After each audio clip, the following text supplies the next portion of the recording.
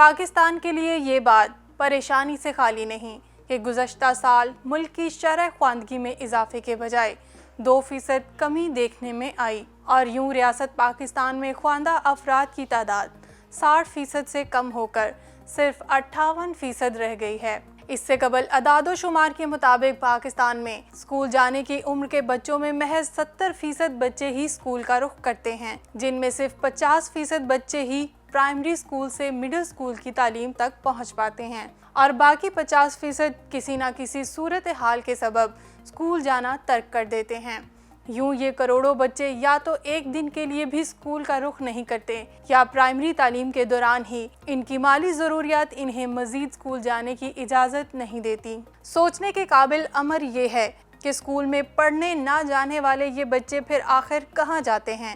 اقوام متحدہ کے ذیلی اداروں کے مطابق یہ بچے مجبوراً مزدوری کرتے ہیں جو مقامی طور پر غیر قانونی ہے۔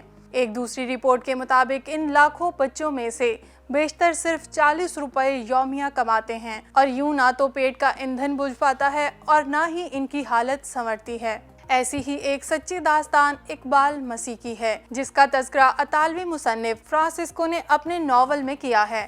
ناول میں ایک فاطمہ نامی بچی کے افسانوی کردار کی زبان اقبال کی داستان کچھ یوں بیان ہوئی ہے: ہم سب بچے اپنے بچپن کے دنوں میں ہی سب کچھ بھولتے جا رہے ہیں اور ہمارے ذہنوں میں قالین بنانے کے سوا کچھ باقی نہیں رہا تھا کہ 4 سالہ اقبال ہماری زندگی میں شامل ہوا اور پھر سب کچھ بدل گیا۔ دیگر حقائق کے مطابق اقبال مسیح 1983 میں ضلع گجرانوالہ کے نواحی شہر مریدکے میں پیدا ہوا۔ اقبال کے والد نے اس کے بڑے بھائی کی شادی کے لیے چند 100 روپے کا قرض ارشد نامی ایک مقامی تاجر سے لے رکھا تھا، مگر ادھار چکانے کی استطاعت نہ تھی۔ یوں 4 سال کی عمر میں ہی اقبال کو اپنے باپ کے لیے ہوئے قرض کے سبب مزدوری کرنے پر مجبور کر دیا گیا۔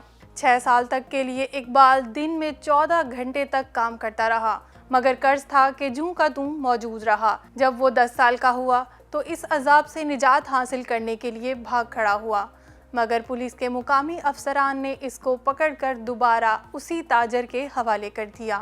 اب کی بار کام کا بوجھ مزید بڑھا دیا گیا، مگر 1 ہی سال کے بعد اقبال پھر سے بھاگ نکلنے میں کامیاب ہو گیا۔ اس دفعہ خوش قسمتی سے وہ چائلڈ لیبر کے خلاف سرگرم تنظیم کے پاس جا پہنچا، جنہوں نے پاکستانی قانون کی روشنی میں اسے غلامی کے طوق سے بچا لیا۔ بعد ازاں اقبال مسیح اپنے ہی جیسے تقریباً 3000 ننھے مزدوروں کی رہائی کا سبب بنا۔ دنیا کو خبر ہوئی تو اقبال، جو کہ 11 سال کی عمر میں بھی 4 فٹ سے کم قد کا تھا، کی دھوم مچ گئی۔ اسے عالمی Reebok youth in action award سے نوازا گیا، جس کے تحت اسے 15,000 امریکی ڈالر کی تعلیمی اسکالرشپ بھی دی گئی، جبکہ برینڈز یونیورسٹی نے اقبال کو کالج کی عمر تک پہنچنے پر مفت تعلیم دینے کا اعلان کیا۔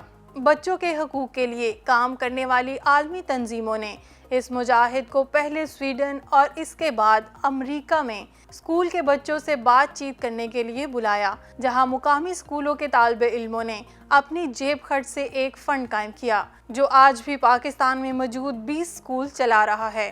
اسی دوران اقبال نے 2 سالوں میں 4 سال کے برابر تعلیم حاصل کی، حالانکہ وہ اپنے ہم عمر بچوں سے بہت ہی چھوٹا دکھائی دیتا تھا۔ جب اقبال امریکہ سے واپس اپنے گاؤں پہنچا تو 16 اپریل کو جب سائیکل چلا رہا تھا، نامعلوم افراد نے فائرنگ کر کے اس معصوم فرشتے کی زندگی ختم کر ڈالی۔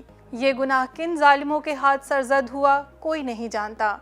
کچھ لوگ کہتے ہیں کہ اقبال کو اسی تاجر نے مار ڈالا جس کے پاس وہ بچپن میں کام کرتا تھا، جبکہ کچھ کا خیال ہے کہ کسی مقامی کسان کو اقبال مسیح کی نیک نامی ایک آنکھ نہ بھائی تھی۔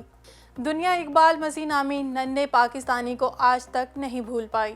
اقبال کی موت کے بعد مقامی نوجوانوں نے کینیڈا میں فری دی چلڈرن نامی تنظیم کی داغ بیل ڈالی، جبکہ اقبال مسیح شہید چلڈرن فاؤنڈیشن کا بھی آغاز کیا گیا، جو جبری مزدوری کرنے والے بچوں کو علم کی روشنی کی طرف لانے کے لیے کام کرتی ہے۔ سال 2009 میں امریکی کانگریس نے سالانہ اقبال مسیح ایوارڈ کا آغاز کیا، جو دنیا بھر میں بچوں کے حقوق کے لیے کام کرنے والے افراد میں سے ہر سال کسی ایک کو دیا جاتا ہے۔ سال 2014 میں جب بھارتی شہری کیلاش ستیارتھی کو عالمی نوبل ایوارڈ سے نوازا گیا تو انہوں نے بھی اپنی تقریر میں اقبال مسیح کو خراج عقیدت پیش کیا۔